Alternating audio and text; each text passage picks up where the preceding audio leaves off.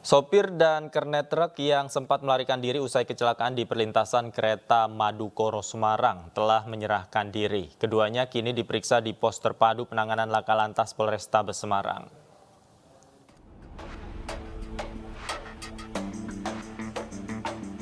Pasca peristiwa kecelakaan kereta api menabrak truk di perlintasan Madukoro Semarang, sopir dan kernet truk trailer telah menyerahkan diri usai dikabarkan sempat kabur sesaat setelah kejadian.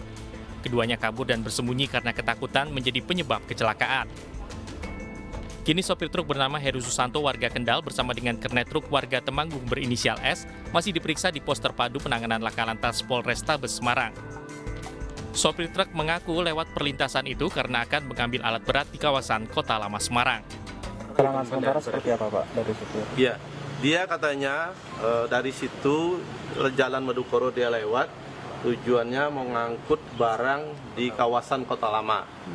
Jadi dia mencari jalan ke situ sehingga nanti sampai dia di tempat mengangkut alat berat dan tujuannya ke daerah Solo.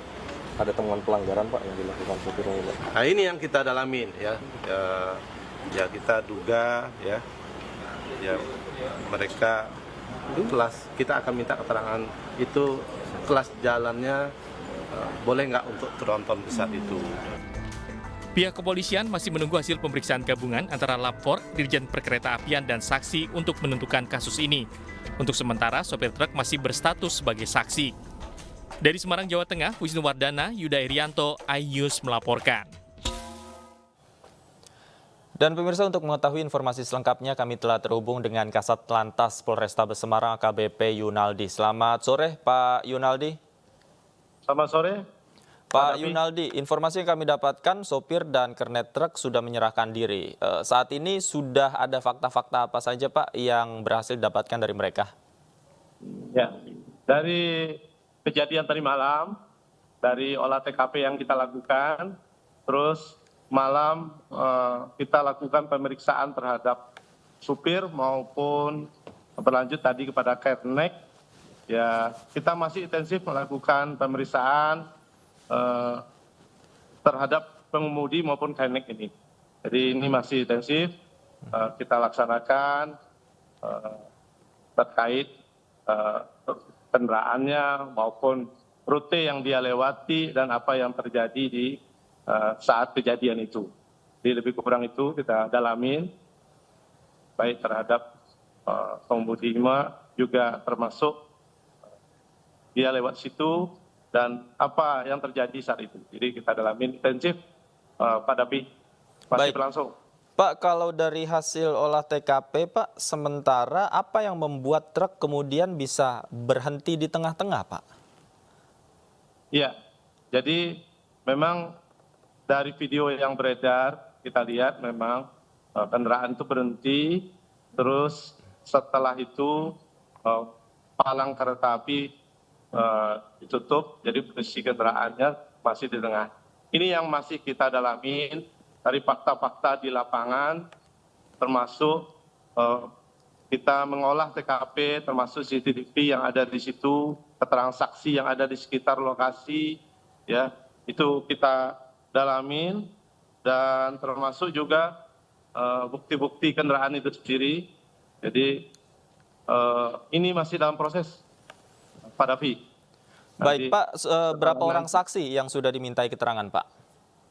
Ya, kita sudah periksa pengemudi, termasuk keneknya, termasuk juga yang beberapa masyarakat yang memang seputaran di lokasi saat kejadian.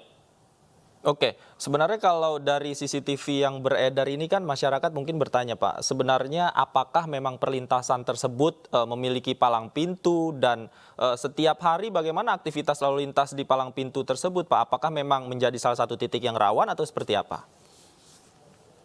Di jalan itu jalan ke arah bandara ya, Bandara Bayani hari ini. Jadi kelas jalan itu kelas 2. Jadi jalan tingkat kabupaten kota. Jadi memang di situ ada palang, ada petugas, tapi kendaraan itu diduga masuk sebelum palang kereta api ditutup. Nah ini kita dalami terus nih, Pak Dapi, dari fakta-fakta yang terjadi di lapangan. Oke. Artinya memang di perlintasan tersebut palangnya ada, kemudian petugas perlintasannya ada. Namun di video CCTV-nya juga kami melihat ketika palangnya belum tertutup, truk tersebut mencoba untuk menerobos, Pak ya. Ada dugaan seperti itu. Jadi rencana kita tahapan berikutnya kita akan lakukan pemeriksaan seperti kepada petugas palang. Kita dalamin bagaimana SOP-nya dalam dia berfungsi bertugas dalam buka tutup palang itu. Ini kita dalamin bagaimana yang bersangkutan, termasuk juga kendaraan ini yang masuk ke sana. Apakah bagaimana kondisinya? Dari fakta-fakta termasuk CCTV nanti kita dalamin semua. Nanti baru kita naikkan ke gelar perkara. Ya, naikkan ke gelar perkara. Apakah ini cukup bukti untuk kita naikkan ke penyidikan? Ini akan segera kita lakukan dan proses ini masih di bawah 24 jam ya. Masih kita amankan sopir dan kenaiknya. Oke, baik Pak Yunaldi. Kemudian juga kemarin ada satu orang yang terluka, Pak ya, penumpang kereta karena loncat dari kereta. Informasi sementara kondisinya seperti apa saat ini? Ya, itu korban masih dirawat di Rumah Sakit Karyadi. Kebetulan jadi lompat dari kereta api ke bawah, mungkin posisi lompat itu tidak pas sehingga kakinya mengalami dislokasi keseleo lah bahasa kita ya. Keseleo. Tapi kita datangi ke rumah sakit, kita minta juga ceritanya, tapi bisa diajak diskusi karena memang kaki yang kena.